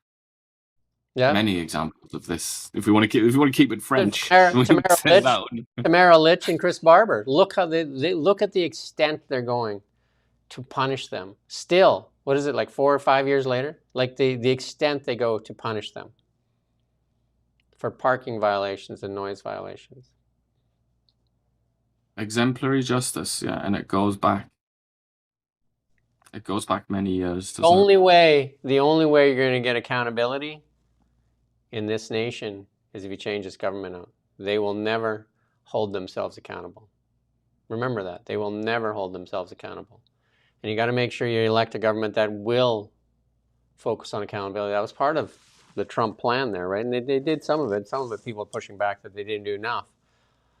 Because accountability is what people want, right? Because the whole system, the whole Western system is built on justice. Can you say that there's justice happening in Canada right now? Like when you have Canada Post executives there taking bonuses, like $30 million in bonuses, while people literally are facing a hunger crisis in Canada? Is that justice? Is that fair? Other notable events, 2015, NASA's New Horizons probe made a first flyby of Pluto. I wonder if a Vulcan ship flew by Earth right now. They say, no intelligent life. Gotta go. Sorry, I've got to. I know this is the worst possible time to do it because we're talking about something so awesome and makes you excited to be a human. But the Burnaby RCMP have just sent out an email saying, always make sure to lock your doors when you go outside. And I just thought I had to highlight that. Don't forget to lock your doors. Burnaby RCMP tells you. That's how we stop crime. Well, I mean, again, you have the population at a point where they're at a breaking point. They're literally at a breaking point. I had a notice here in our tower here that's saying, like, make sure you lock your doors as well because people are stealing everything. Some people steal as a kind of like that's their job now, and some people steal because they don't have enough. The Mariner 4. There's a lot more thieving. A lot more thieving is going on because of the warm weather. Mariner 4 became the first spacecraft to return close-up images of Mars. And the important one, is it important? Billy the Kid. They did away with Billy the Kid on this day in 1881. William H. Bonney shot and killed by Sheriff Pat Garrett in New Mexico at the age of 21. There's a really quite good film about him because his real name was Henry. I think the film's called like Old Henry or something. Yeah, that's quite a good film. That is like another side of this repulsive, murderous hooligan, Henry McCarty. That was his actual name. And it's actual, this is it, one of my favorite meals, but now I don't eat it anymore because it's just not healthy. National Mac and Cheese Day. You know, if I had more money, I'd buy just more, Katie. Is it the song? If I had $1 million, I'd just buy more. What's your favorite mac and cheese if you're having some mac and cheese? I like homemade if I'm doing it now as opposed to the KD. Some people like that. I don't get a chance to eat mac and cheese because my... Anti-M's or something they call it now, something like that. Some of the young ones like that. Shark Awareness Day. You only need to learn that lesson once. I've got a mac and cheese fact, though. Let's go back to mac and cheese. Okay. Did you know that it's an English delicacy? That came out of England. It's in the... there's a book from... Is it the 16th century or something? Called The Form of Curry. Yep, that's the book. Actually, 14th century. And I think it's in there. Yeah, it is, yeah. The book contains the earliest known recipe for macaroni and cheese. The Form of Curry. Publication date 1390, around about now. Now, who knew that? Who knew that mac and cheese is an English delicacy? Yeah, I like it at Norm here. Is it Norm? Or North River Road. My mom made it with mac and cheese with ham bits and onions. Yeah, I've done that too. That's the ultimate mac and cheese. Yeah, homemade stuff.